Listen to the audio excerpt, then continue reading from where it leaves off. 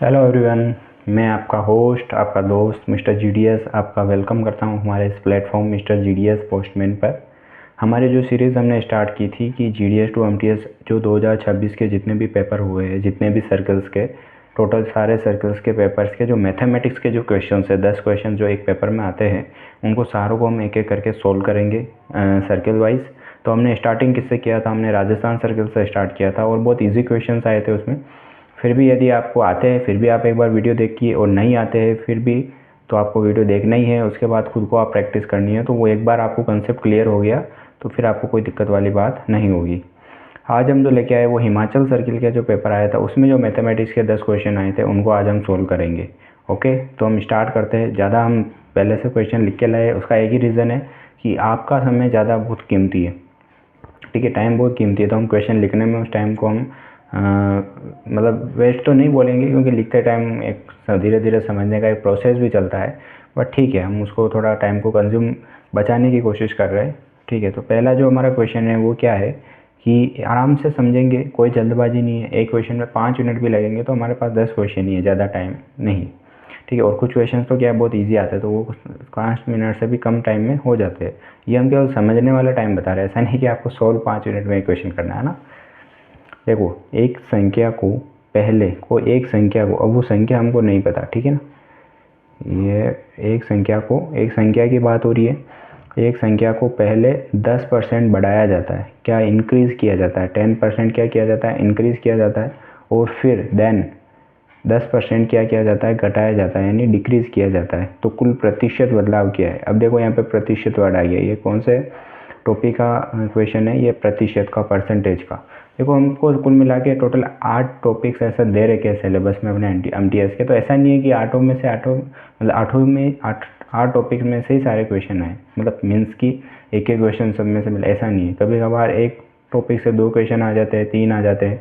तो मतलब ये थोड़ा जो रेशियो है वो चेंज होता रहता है, ये हमको थोड़ा ध्यान रखना है। ठीक है, तो हमको सारे टॉपिक्स अच्छे से क्लियर होने चाहिए। तो प्रतिशत है, तो प्रतिशत बहुत अच्छा टॉपिक है। इससे तो क्वेश्चन आता ही हर टाइम, मतलब कोई भी पेपर हो, कोई भी सर्किल हो, कोई भी ईयर हो, प्रतिशत तो परसेंटेज से तो हमारा आएगा ही आएगा। अब एक संख्या की बात हो रही है, ठीक है। पिछले वीडियो में भी हमने, या राजस्थान सर्किल के क्वेश्चन में भी हमने परसेंटेज वाले क्वेश्चन किए ही थे कि परसेंटेज क्या होता है। परसेंटेज मतलब होता है कि कोई भी वैल्यू होती है या कोई भी प्राइस होती है, कोई भी वस्तु जो पूरी होती है, फुल फॉर्म में होती है या पूर्ण रूप में होती है, उसको हम क्या बोलते हैं? 100%। यदि उसका हमने आधा पार्ट निकाल दिया तो हमने क्या बोलते हैं? उसको 50% पार्ट उसका हमने निकाल दिया, तो उसको हम फिर परसेंटेज में, उसको पार्ट्स में हम डिवाइड कर सकते हैं। तो ये एक संख्या की बात हो रही है। तो वो एक लेट संख्या हमको पता नहीं है, तो वो लेट जो संख्या रहेगी वो हमने क्या लेट कर ली? वो हमने लेट कर ली कि एक्स है भैया। ये जो संख्या है वो क्या है? ये एक्स है। ठीक है, ये संख्या हमने क्या लेट कर ली? एक्स है। अब ये एक्स के लिए बात हो रही है। एक्स को पहले क्या किया जाता है? 10% बढ़ाया जाता है। ठीक है, एप्स अब देखो ध्यान से समझना, एक्स इस फॉर्म में किस रूप में है? ये 100% के रूप में है ये, कि अभी ये जो पूरा एक नंबर है और वो इसको क्या बोलेंगे? यदि पूरा नंबर है तो इसको हम क्या बोलेंगे? ये 100% के रूप में। यदि इसको हम परसेंटेज में देखें तो किस रूप में? 100%। अब इसको क्या किया? 10% बढ़ाया। 10% बढ़ाया मतलब ये 10% इंक्रीज़ कर दिया, तो अब ये कितना हो जाएगा? 110%। 10% इंक्रीज़ किया तो क्या हुआ? 110%। ठीक है, मतलब एक्स अब कितना हो गया? एक्स अभी तो कितना है? 100% है, लेकिन बढ़ाने पर ये कितना हो जाएगा? एक्स का 110% हो जाएगा। और परसेंटेज मतलब क्या है? नीचे डबल ज़ीरो। तो अब ये जो वैल्यू हो गई, ये हो गई वैल्यू एक्स। अब क्या बन गया? एक्स इंटू 110, यानी 110 डिवाइड बाई 100। ये एक्स क्या बन गया? अब 110% बन गया, क्योंकि हमने इसमें 10% क्या कर दिया? ऐड कर दिया। तो ये अपना नई संख्या, ये अपना क्या हो गया? न्यू नंबर हो गया भैया। ठीक है ना, क्या हो गया? New number. 110 divide by 100 multiply में एक्स। अब क्या किया इन्होंने? 10% बढ़ा दिया, तो ये न्यू नंबर ये आ गया। और फिर 10% घटाया जाता है। अब देखो यहाँ पे कन्फ्यूज़न इस बात का ही रहता है एक तो, कि 10% किस में से घटा रहे हैं? एक्स में से घटा रहे हैं या एक्स इंटू 11, मतलब ये एक्स के 110% में से घटा रहे हैं। तो हमेशा ध्यान रखना, ये किसी सब्सिक्वेंटली ये क्वेश्चन चल रहा है, मतलब पहले 10% बढ़ाया तो ये न्यू नंबर अपने पास ये आया। अब इसी नंबर में से क्या घटाएंगे? ये 10% घटाएंगे। ठीक है, मतलब इसका 10% घटाएंगे। अब ये जो न्यू नंबर आया, देखो ये पूरा एक न्यू नंबर हो गया, तो इसको, ये पूरा एक नंबर हो गया, तो इसको हमने क्या मान लिया? 100%। ये वापस न्यू नंबर आ गया, पूरा एक नंबर हो गया, तो इसको हमने 100% मान लिया। अब इसमें से हमको क्या घटाना है? इसमें से 10% घटाना है, तो ये कितना रह जाएगा अपने पास? 90% रह जाएगा। तो इसका भी हमको क्या करना है 90%। तो पूरा नंबर तो क्या है अपने पास x इंटू 110 डिवाइड बाई 100, ये पूरा नंबर हो गया। अब इसका हमको कितना चाहिए 90% चाहिए। तो ये क्या हो गया अपने पास 90% यानी 90 डिवाइड बाई 100। ठीक है, अब इसको सोल्व कर लो आप एक बार। इसको सोल्व करोगे तो देखो आंसर आपको सोल्व करोगे तभी मिल जाएगा, पूरा सोल्व नहीं करना है। ठीक है, जैसे ये 10 से ये 10, ये 0 से ये 0 कट गया। तो देखो ऊपर मल्टीप्लाई करेंगे तो कितना आएगा 99 और नीचे कितना आ रहा है 100। देखो ये किस फॉर्म में आ गया, x का 99%। इसको हम ये लिख सकते हैं ना कि x का 99%, क्योंकि डिवाइड में क्या आ रहा है 100 आ रहा है। अब आप देखो स्टार्टिंग में x था, x किस रूप में था 100% के रूप में, x किस रूप में था 100% के रूप में। अब ये किस फॉर्म में आ गया है ये 99%, यानी क्या हुआ इन लास्ट में और फर्स्ट में कितना डिफरेंस आया -1% का, यानी 1% क्या हुआ है डिक्रीज़ हुआ है, या हिंदी में बोले तो कमी हुई है। तो एंड ऑफ द डे जब अपन एक बार 10% बढ़ाते हैं और फिर उसमें 10% कम करते हैं तो लास्ट में जो नेट जो परसेंटेज चेंज आता है वो कितना आता है -1%, या 1% क्या होता है डिक्रीज़ होता है। तो बहुत अच्छा क्वेश्चन है, सिंपल। यदि ये तो हमने समझने के पर्पज़ से किया। यदि आपको सिंपल सा करना है, देखो क्या करना है आपको, एक संख्या ले ली, एक संख्या की बात हो रही तो ये एक संख्या ले ली हमने, फिर इसको 10% बढ़ाया जाता है, यानी ये 100% है तो अभी कितना हो जाएगा 110% हो जाएगा। अब ये एक नंबर हो गया पूरा। फिर इसी में से क्या किया जाता है 10% घटाया जाता है, यानी अब कितना रह गया 90% ही रह गया। तो ये पूरे नंबर का क्या हो गया 90%। ठीक है, अब ये नंबर जो आया है इसमें ये जो पूरा नंबर आया है x से कितना चेंज हुआ, ये बड़ा है x से या घटा है, तो ये कुछ नहीं, हमने ये इससे ये कैंसिल कर दिया। तो क्या आ गया अपने पास x मल्टीप्लाई 99 डिवाइड बाई 100, यानी x का 99% है और पहले क्या था x का 100%, यानी 1% क्या हुई कमी हुई है। बस यही आंसर है। तो यदि हमको कंसेप्ट क्लियर आ गया तो ये केवल एक लाइन का क्वेश्चन, ये इतना सा। ठीक है, यदि कंसेप्ट क्लियर है तो ये इतना सा क्वेश्चन है, इतना करने की कोई ज़रूरत नहीं है। ठीक है, यहाँ से आपका आंसर आ जाएगा, मतलब 1 मिनट का क्वेश्चन, 1 मिनट भी नहीं लगेगा इसमें। तो इस तरह से ये क्वेश्चन हमको करना है, बहुत अच्छा क्वेश्चन है, बहुत अच्छा। ठीक है, अब सेकंड क्वेश्चन पे चलते हैं हम। सेकंड क्वेश्चन ये है कि मोहन ने एक कुर्सी खरीदी। बहुत अच्छी बात है भैया, एक ही क्यों 4 खरीदता भाई, चलो ठीक है, उसको एक ही नीड होगी तो इसलिए एक खरीदी उसने। मोहन ने एक कुर्सी खरीदी और 15% लाभ पर, यानी उसने क्या कमाया प्रॉफिट कमाया भैया।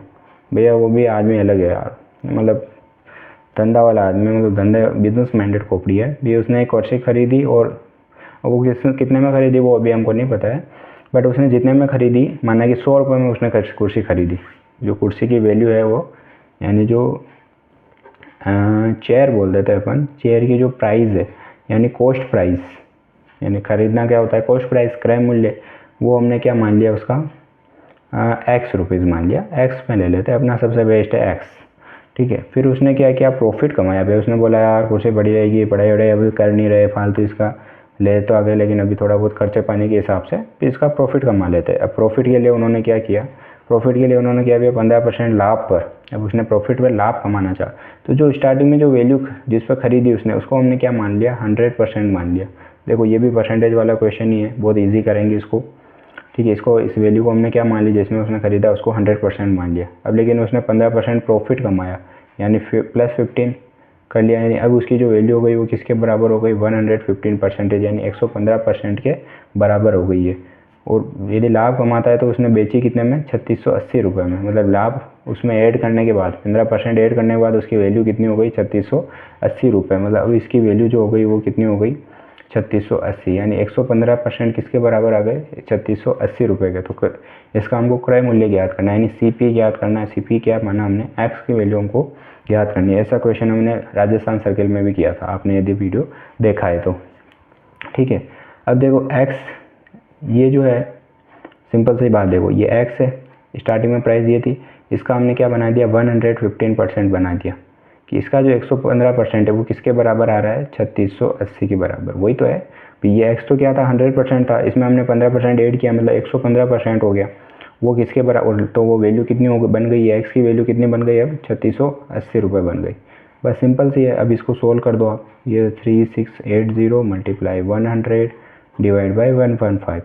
अब देखो इसको सोल्व करने का बहुत आसान तरीका है, 5 से डिवाइड कर दो, 5 2 ज़ा 10, 5 3 ज़ा 15, और यहाँ पे डिवाइड करेंगे तो 5 7 ज़ा 35, 5 3 ज़ा 15 और 5 6 ज़ा 30, इसको 23 से डिवाइड कर दो, कितने टाइम्स आ रहा है ये 3 टाइम्स आ रहा है और ये 2 टाइम्स जा रहा है, तो ये कितना हो गया टोटल 3200 रुपीज़।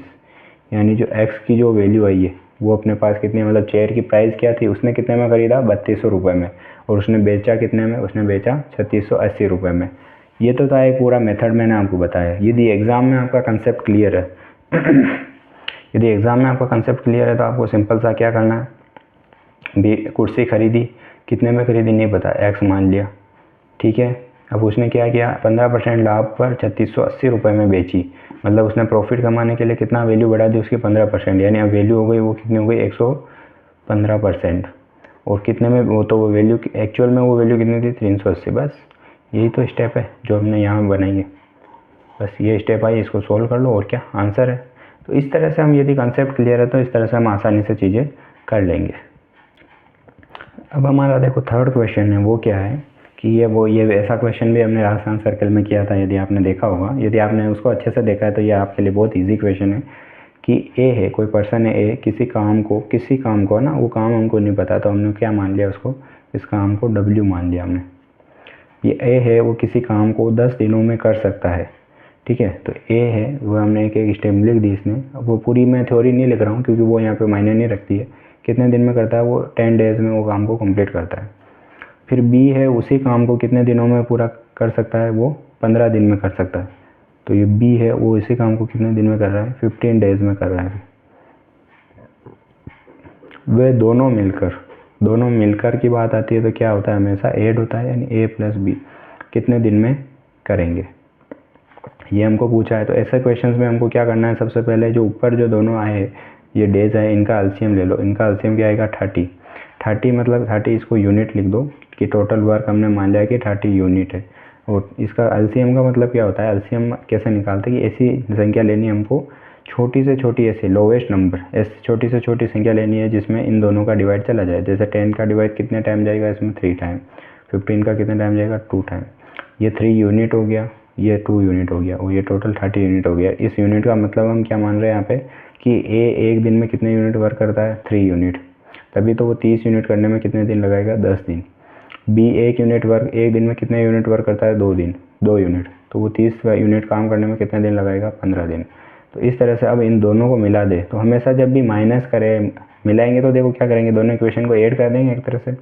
तो अब जब भी हम इधर ऐड करें या माइनस करें तो इधर क्या चीज़ वेरी करेगी, ये जो एक दिन का जो यूनिट है ना, एक दिन का इनका वर्क, उसमें वेरी करना है अपन को, और किसी चीज़ को हिलाना नहीं। तो इधर ऐड कर रहे तो इधर ये दोनों भी ऐड हो जाएंगे, तो क्या आ जाएगा 5 यूनिट। यदि एक दिन में ये 5 यूनिट कर रहे हैं तो भैया 30 यूनिट कितने दिन में करेंगे, तो डिवाइड कर देंगे, तो क्या आ जाएगा अपने पास 6 डेज। तो आंसर क्या आ जाएगा अपने पास, 6 डेज अपना आंसर आ जाएगा। तो वो तो कितना ईजी क्वेश्चन था ये। तो इस तरह के क्वेश्चन को आपको ऐसा ही करना है, सिंपल सी बात है, ठीक है। अब जो हमारा नेक्स्ट क्वेश्चन है वो क्या है कि ये अपने सिंपल इंटरेस्ट वाला है, और बहुत सिंपल क्वेश्चन है। सिंपल इंटरेस्ट का फॉर्मूला क्या होता है, देखो SI सिंपल इंटरेस्ट, साधारण ब्याज, P into R into T divide by 100, यही होता है। P क्या आता है, प्रिंसिपल अमाउंट जो हमारा मूलधन रहता है, R रेट ऑफ इंटरेस्ट जो दर रहती है, और T यानी टाइम हमेशा किस में आता है, ईयर में, 1 ईयर 2 ईयर 3 ईयर इस तरह से चलता है, और 100 हमारा है ये, और ये सिंपल इंटरेस्ट है। एक बैंक सालाना 8% की दर से, यानी देखो रेट ऑफ इंटरेस्ट कितनी दे रखी है हमको, सालाना ना 8% की दर से साधारण ब्याज देता है। देखो ये सिंपल इंटरेस्ट लिख रखा है। अगर अनीता 5 साल में, टाइम कितना दे दिया हमको 5 ईयर, कितने रुपए ब्याज कमाना चाहती है, वो कितने रुपए ब्याज कमाना चाहती है, यानी सिंपल इंटरेस्ट हमको दे रखा है इसमें 4800 रुपीज़ ब्याज कमाना चाहती है, तो उसे कितना पैसा जमा कराना होगा।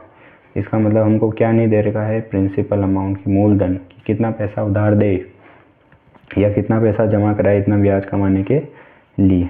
तो देखो सिंपल सी बात है, इसमें क्या करेंगे, ऐसा ही हमको दे रखा है, कितना दे रखा है 4800, वैल्यू पुट करनी बस, उसमें कुछ भी नहीं करना। P हमको नहीं दे रखा है, R हमको 8 दे रखा है, टाइम हमको ईयर में दे रखा है, बस ये हो गया भैया। अब देखो इससे करेंगे तो कितना हो जाएगा, ये कितना हो जाएगा 8 6 कितना आ गई है 600 आ गया। यदि इससे करेंगे तो कितना आ जाएगा, ये 120 आ जाएगा, और ये ऊपर मल्टीप्लाई करेंगे तो P की वैल्यू कितनी आ रही है 12,000 रुपीज़। यानी 12,000 रुपये को हम यदि 5 साल के लिए 8% की सालाना ब्याज दर पे उधार रखेंगे, बैंक में रखेंगे, तो अपने जो रेट ऑफ ये इंटरेस्ट बनेगा वो कितना बनेगा 4800। तो हमारा जो 5th क्वेश्चन है वो क्या है कि क्रय मूल्य तथा विक्रय मूल्य का जो हमको अनुपात दे रखा है, रेशियो दे रखा है, वो कितना दे रखा है 4:5। ठीक है, तो हमको लाभ प्रतिशत क्या है, क्रय मूल्य मतलब हमारा कॉस्ट प्राइस हो गया, विक्रय मूल्य मतलब हमारा सेलिंग प्राइस हो गया, और रेशियो ये हमको दे रखा है। अब देखो इसमें लाभ प्रतिशत की बात करिए तो देखो क्रय मूल्य मतलब जिसमें हमने वो चीज़ खरीदी है, विक्रय मतलब उसको हम वापस अब जिसमें बेच रहे हैं। तो देखो एक तरह से आप यूँ भी समझ सकते हो कि जैसे कॉस्ट प्राइस 4 रुपये है तो हमने उसको 5 में, यदि सेलिंग प्राइस 5 रुपये मतलब 1 रुपये ज़्यादा बढ़ा के इसको बेच रहे हैं, मतलब लाभ तो हो रहा है। सिंपल सी बात है। अब ये कितना लाभ हो रहा है परसेंटेज में वो हमको बताना है। तो इसको आप सिंपल इस तरह से भी कर सकते हो, ज़्यादा आपको मतलब ज़्यादा इसको सोचना नहीं है। सिंपल सा कि 4 रुपये में खरीदी 5 रुपये में बेच रहे हैं। ठीक है, इसका जो सेलिंग प्राइस है वो कितना है 4 रुपये, और इसका जो कॉस्ट प्राइस 4 रुपये और सेलिंग प्राइस इसका कितना है 5 रुपये, यानी 4 से हमने क्या किया 5 रुपये में बेची, यानी कितना लाभ कमाया आपने, प्रॉफिट 1 रुपया प्रॉफिट कमाया। तो हमने प्रॉफिट तो हमने 1 रुपया। अब इसको मुझे क्या ये जो प्रॉफिट है इसको मुझे परसेंटेज में बदलना है। रुपये में बदले तो 1 रुपये का प्रॉफिट हुआ, लेकिन परसेंटेज में बदलेंगे तो कितना होगा, कभी भी कोई भी वैल्यू है उसको यदि हम परसेंटेज में बदलना चाहें, ठीक है, तो किससे मल्टीप्लाई करते हैं 100। लेकिन ये 1 रुपया प्रॉफिट किस पे कमाया इन्होंने, 4 रुपये पे 1 रुपया प्रॉफिट कमाया। ये वस्तु हमने 4 रुपये में खरीदी थी, ठीक है, 4 रुपये से हमने इसको 1 रुपया प्लस करके 5 रुपये में बेची, यानी जो 4 रुपये में खरीदी और उसमें हमने 1 रुपया प्रॉफिट कमाया। हमेशा नीचे कौन सी वैल्यू आएगी जिसमें हमने वो वस्तु खरीदी थी, जिसमें हमने ऐड करके उसको बेचा। ऐसा नहीं कि आप नीचे 5 लिख दो कि हमने 4 रुपये में तो खरीदी है और उसमें 1 रुपया ऐड किया हमने, तब जाके वो उसका प्रॉफिट हुआ है, यही है। तो हमने 4 रुपये में वस्तु खरीदी है, उसमें 1 रुपया ऐड किया, तो परसेंटेज भी उस हिसाब से निकलेगा। तो क्या कितना हो जाएगा, ये कितने टाइम जाएगा डिवाइड 25, यानी जो प्रॉफिट हमने कमाया वो कितना कमाया 25% हमने प्रॉफिट कमाया। तो भी बहुत इजी क्वेश्चन है, बस हमको और हमको ज़्यादा कोई सोचना नहीं। हमको रेशियो दे रखा है, कितना रेशियो ज़्यादा आ रहा है, 1 का डिफरेंस आ रहा है, और किस में से बड़ा है क्वेश्चन, ये बहुत इंपॉर्टेंट है। नीचे क्या लिखना है हमको, डिनोमिनेटर में हमको लिखना है जिस वैल्यू को हमने बढ़ाया है, तो 4 को बढ़ाया तो नीचे डिनोमिनेटर में भी क्या आएगा 4 आएगा। हमारा 6th क्वेश्चन क्या है, देखो ये बहुत अच्छा क्वेश्चन है। यदि अगर पहली n संख्याओं का पहली n सम संख्याओं का औसत, ये कौन से नंबर है, इवन नंबर जिनमें 2 का डिवाइड चला जाता है। अगर पहली n सम संख्याओं का औसत 21 है तो n का मान क्या होगा। देखो इसको हम 2 तरह से करेंगे, बहुत अच्छा क्वेश्चन है।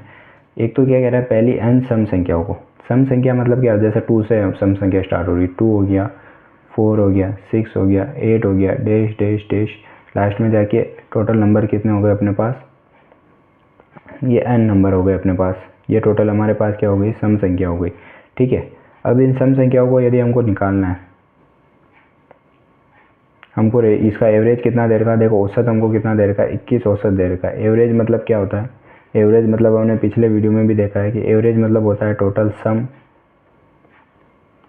यहाँ पे तो क्या आता है, टोटल सम आता है, और यहाँ पे टोटल नंबर ये आता है। एवरेज कितना दे रखा है हमको 21 दे रखा है। ठीक है, टोटल सम, ये हमारा एवरेज का फॉर्मूला होता है कि एवरेज का फॉर्मूला क्या है अपने पास, average equal to total sum divide by total number, कि कितने नंबर। एवरेज हमको कितना दे रखा है 21, अब टोटल सम, अब देखो इनका टोटल सम निकालेंगे तो सीरीज़ का जो सम होता है वो कैसे निकालते हैं अपन, सीरीज़ का सम कैसे निकालते हैं, सीरीज़ के जो सम का जो फॉर्मूला होता है वो क्या होता है, एस इक्वल टू क्या होता है n प्लस 1, ये हमारा क्या होता है फॉर्मूला होता है। सीरीज़ के सम का फॉर्मूला क्या होता है n प्लस 1। तो यहाँ पे देखो लास्ट n क्या होता है, लास्ट डिजिट होता है, तो लास्ट डिजिट क्या है अपने पास n ही है। ठीक है, वो टोटल n नंबर है, तो और ये कितना हो जाएगा n प्लस 1। ठीक है, डिवाइड में क्या चल रहा है अपने पास, टोटल नंबर कितने हैं, तो टोटल n नंबर है, तो ये टोटल n नंबर हो गए। ठीक है, अब यहाँ से n से n कैंसिल हो गया, तो n प्लस 1 इक्वल टू मेरे पास कितना आ गया 21 आ गया। तो n इक्वल टू कितना हो जाएगा अपने पास 20, यानी टोटल नंबर कितने अपने पास 20 है। तो देखो हमारा जो 7th क्वेश्चन है, यूनिटरी मेथड जो एक नियम है उसका क्वेश्चन है कि एक प्रिंटर 30 मिनट में 400 पेज प्रिंट करता है। तो सिंपल सी बात है, 30 मिनट में कितने पेज प्रिंट कर रहा है, ये 450 पेज प्रिंट कर रहा है। कितने कर रहा है 450 पेज। ठीक है, तो अब ये पूछ रहा है हमको कि वह 2 घंटे में कितने पेज प्रिंट करेगा। ठीक है, एक तो ये सिंपल है कि 1 मिनट में कितना करेगा, इस तरह से निकाल लो, ये सिंपल सी बात है। 2 घंटे में हमको भी पता है कितने मिनट होते हैं, 2 घंटे में होता है अपने पास 120 मिनट, 60 मिनट प्लस 60 मिनट। तो ये 30 को हम 120 बनाने के लिए किससे मल्टीप्लाई करना पड़ेगा, 4 से। तो ये कितना बनेगा अपने पास 120। तो इधर भी हम किससे मल्टीप्लाई कर देंगे, 4 से। तो ये कितना हो जाएगा अपने पास 4 5 4 5 90 90 यानी 180 यानी 1800 पेज हो जाएंगे टोटल। तो ये सिंपल सी बात है। या सिंपल इसको आप ऐसा भी कर सकते हैं कि 1 मिनट में कितने कर रहा है। तो 1 मिनट के लिए क्या आ जाएंगे, 1 मिनट के लिए सिंपल सा यही आ जाएगा कि 450 डिवाइड बाई 30। ठीक है, अब फिर हमको कितने मिनट में निकालना है भैया, 2 घंटे यानी 120 मिनट में। तो फिर हम क्या कर देंगे भैया, 120 का क्या कर देंगे यहाँ पे मल्टीप्लाई कर देंगे। तो वही बात वही हो जाएगी, ये भी 4 टाइम जाएगा, मल्टीप्लाई करेंगे 1800 पेज यहाँ पे आंसर आ जाएगा अपना। जो हमारा 8th क्वेश्चन है, जो हमारा नेक्स्ट क्वेश्चन है वो कैसा है, वो भी बहुत अच्छा क्वेश्चन है। ये क्या क्वेश्चन है कि एक जो गाड़ी है, जो रेलगाड़ी है वो क्या है 72 किलोमीटर पर आवर्स यानी 72 किलोमीटर की रफ्तार से चल रही है। और मतलब जो हमको क्या चीज़ दे रखी है, देखो बहुत अच्छा क्वेश्चन है ये। 72 किलोमीटर पर आवर यानी स्पीड हमको दे रखी है। एक ट्रेन 18 सेकेंड में एक खंबे को पार करती है। टाइम क्या दे रखा है, 18 सेकेंड। ठीक है, तो हमको क्या ट्रेन की लंबाई याद करनी है। ठीक है, अब देखो ऐसे जब भी क्वेश्चन आते हैं ना कि जब एक खंबे को पार किया, इसको पार किया, तो हमेशा ध्यान रखना वो उसकी जो वो कितना समय वो खंबे को पार करने में जितना समय ले रही है और जो स्पीड है उससे जो डिस्टेंस निकलेगी वो ट्रेन की टोटल लंबाई होगी। ये हमेशा ध्यान रखना। वो जो टोटल डिस्टेंस निकालेंगे ना कि वो डिस्टेंस कितनी पार की, इतने स्पीड में और इतने टाइम में उसने कितनी डिस्टेंस ट्रेवल की, वही उस ट्रेन की क्या होती है, लंबाई होती है। ये हमेशा ध्यान रखना आप। ठीक है, तो यहाँ से हमको क्या निकाल लेंगे, हम डिस्टेंस निकाल लेंगे। ठीक है, अब डिस्टेंस का फॉर्मूला क्या होता है, स्पीड मल्टीप्लाई टाइम, ये होता है। लेकिन यहाँ पे थोड़ा सा ध्यान ये रखना, ये किलोमीटर पर आवर में और ये सेकंड में। तो सेकंड को हम किस में चेंज करेंगे, ये मतलब आवर में चेंज करेंगे। तो कितना किससे डिवाइड कर देंगे, 3600 से डिवाइड कर देंगे। बस ये वैल्यू यहाँ पुट कर देंगे, 72 मल्टीप्लाई 18 डिवाइड बाई 3600। ये कितना हो जाएगा अपने पास 2। तो 72 डिवाइड बाई 200 ये तो हो गया। लेकिन ये किस में आया अपने पास, किलोमीटर में आया। लेकिन जो आंसर दे रखा है, जो आपके ऑप्शंस में आंसर दे रखा है वो मीटर में दे रखा है। तो सिंपल सी बात है, देखो ये किस में आया, किलोमीटर में। तो मीटर में चेंज करने के लिए 1000 से मल्टीप्लाई कर देंगे। तो ये 20 से 20 कैंसिल, ये 5 टाइम, ये कितना आएगा अपने पास 360 मीटर। तो वो जो ट्रेन की लंबाई है वो कितनी थी, 360 मीटर उसकी लंबाई थी। ये हमारा 9th क्वेश्चन है। वैसा का वैसा क्वेश्चन है वर्क वाला कि ए और बी मिलकर, इस बार ए और बी मिलकर दोनों काम कर रहे हैं, किसी काम को 12 दिनों में पूरा करते हैं। किसी काम को कितने दिनों में पूरा करते हैं कि 12 दिनों में। तो ए और बी मिलकर किसी काम को कितने दिनों में कर रहे हैं, 12 दिनों में कर रहे हैं। जबकि बी अकेला उसी काम को, बी अकेला उसे 30 दिन में पूरा कर सकता है। अब देखो ये क्वेश्चंस में, आप सारे क्वेश्चंस में देखोगे ना तो काम वही रह रहा है, काम कभी चेंज नहीं हो रहा है। ठीक है ना, इसलिए हम वो जो फॉर्मूला है वो हम कंसेप्ट पढ़ेंगे तब पढ़ेंगे। जब काम भी चेंज हो जाता है तो उसके लिए फॉर्मूला, ये सब एक फॉर्मूले के थ्रू हो रहा है। लेकिन हम फॉर्मूले में जाएंगे तो बहुत लेंथी हो जाएगा क्वेश्चन और आपके बहुत कन्फ्यूजन हो जाएंगे। जब काम सेम होना तो हमको इस तरह से क्वेश्चन करना है। तो ए और बी मिलकर किसी काम को 12 दिनों में करते हैं और बी अकेला, जब बी सिंगल अलोन की बात होती है तो उस काम को कितने दिनों में कर लेता है, उसी काम को 30 दिनों में पूरा कर लेता है। तो ए अकेला उसी काम को कितने दिनों में करेगा। ठीक है, ये हमको निकालना है। तो ऐसे क्वेश्चंस में मैंने क्या बोला, एलसीएम ले लो। एलसीएम क्या आएगा इसका, 60 यूनिट आ जाएगा। कितना टोटल वर्क हमने क्या मान लिया, जो एलसीएम आएगा उसको टोटल वर्क मान लो 60 यूनिट। और एलसीएम क्या होता है, ऐसा लोवेस्ट नंबर जिसमें इन दोनों का जो संख्या है, जितने भी जिनका एलसीएम निकाल रहे हैं उनका उसमें डिवाइड जाना चाहिए कुल मिला के। तो 12 का कितने बार जा रहा है, 5 टाइम जा रहा है। और 30 का कितने जा रहा है, 2 टाइम जा रहा है। इसका मतलब क्या है कि ए और बी दोनों मिलकर एक दिन में कितना यूनिट वर्क कर रहे हैं, 5 यूनिट। तभी तो वो 12 दिन में कितना करेंगे, 60 यूनिट। ऐसे बी एक दिन में 2 यूनिट कर रहा है, तभी तो वो 30 दिन में कितना करेगा, 60 यूनिट। आ गया समझ में। अब हमको क्या निकालना है, ए सिंगल के लिए निकालना है। तो अब देखो इन दोनों इक्वेशन को क्या करना पड़ेगा हमको, ए लाने के लिए यहाँ पे ए और बी है, यहाँ पे बी है। तो यहाँ से माइनस करेंगे, ए प्लस बी में से बी माइनस करेंगे तो बी से बी माइनस हो जाएगा, यहाँ पे ए बच जाएगा। तो इधर हम क्या चीज़ वेरी करेगी, इधर हमेशा जो एक दिन वाला वर्क है यानी जो ये एक दिन के जो यूनिट है इनमें वेरी करना है, बाकी और किसी चीज़ में कोई परिवर्तन नहीं होगा। तो 5 से 2 गए तो कितना आ जाएगा अपने पास, 3 यूनिट। यानी ए अकेला उस काम को, ए एक दिन में कितना काम करेगा, 3 यूनिट। तो टोटल 60 यूनिट वर्क है, एक दिन में कितना कर रहा है, 3 यूनिट। तो टोटल कितना टाइम लगेगा, 20 डेज। तो ये सिंपल सा क्वेश्चन है अपना। हमारा आज का लास्ट क्वेश्चन है और बहुत इजी क्वेश्चन है बोर्ड मास के नियम से। सिंपल सा हमको ये दे रखा है, तो ये 72 माइनस ये हमारे पास मिडिल ब्रैकेट है, ये 18 दे रखा है, ये डिवाइड का साइन दे रखा है, ये हमको इस स्मॉल ब्रैकेट में हमको 6 माइनस 3 दे रखा है, तो हम ब्रैकेट सोल्व कर लेंगे सबसे पहले। तो ये क्या आ जाएगा अपने पास 3, ये ब्रैकेट मैंने लगाया रखा है, आपको कन्फ्यूज़न नहीं हो। ये वापस मिडिल ब्रैकेट मल्टीप्लाई में 4 बार चल ही रहा है, ठीक है ना। स्टेप वाइज कर रहे हैं इसको, आपको कोई कन्फ्यूज़न नहीं हो उस वजह से। ये 72 माइनस, अब देखो ये ब्रैकेट खुल सकता है क्योंकि यहाँ पे डिवाइड का साइन है, तो ये 18 डिवाइड बाई 3 और ये ब्रैकेट चल रहा है, ये क्योंकि सब बाहर है तो पहले ब्रैकेट सोल्व होगा अपने। तो ये 72 माइनस ये 18 डिवाइड बाई 3 करेंगे, या 3 divide by 18 sorry 18 divide by 3 करेंगे तो कितना आ जाएगा 6 आ जाएगा। ये मल्टीप्लाई में क्या चल रहा है 4। अब देखो ये क्या है, इधर मल्टीप्लाई है तो मल्टीप्लाई पहले सोल्व होगा बोर्ड मास में, क्योंकि बोर्ड मास यानी डिवाइड के बाद क्या आ रहा है मल्टीप्लाई। तो ये 6 4 है कितना आ रहा है 24, ठीक है। यदि इसको माइनस करेंगे तो कितना आ जाएगा अपने पास 48। तो हमारा आंसर है जो सबसे पहले हमने क्या किया ब्रैकेट को सोल्व किया, सबसे पहले स्मॉल ब्रैकेट को सोल्व किया, फिर मिडिल ब्रैकेट को सोल्व किया, फिर मल्टीप्लाई को सोल्व किया, फिर माइनस पे आया। तो इस तरह से हमको ये लाना। तो ये सारे क्वेश्चन 10 के 10 क्वेश्चन हमने किए हैं, और ये हिमाचल जो सर्कल थे उसके हमने 10 के 10 क्वेश्चन किए मैथमेटिक्स का। फिर भी आपको इसमें भी कुछ इश्यू हो और मैंने भी कहीं गलती की है तो आप प्लीज़ सजेस्ट कीजिए। I am also learning, I am also GDS like you, so I am also trying to learn also, making learn you also, कि सीख भी रहा हूँ और आपने सिखाने की कोशिश भी कर रहा हूँ, ठीक है। और इसमें क्या क्या इम्प्रूव हो सकता है वीडियो क्वालिटी में, और क्या कैसे क्वेश्चंस आपको चाहिए तो आप प्लीज़ सजेस्ट करिए। Okay, thank you.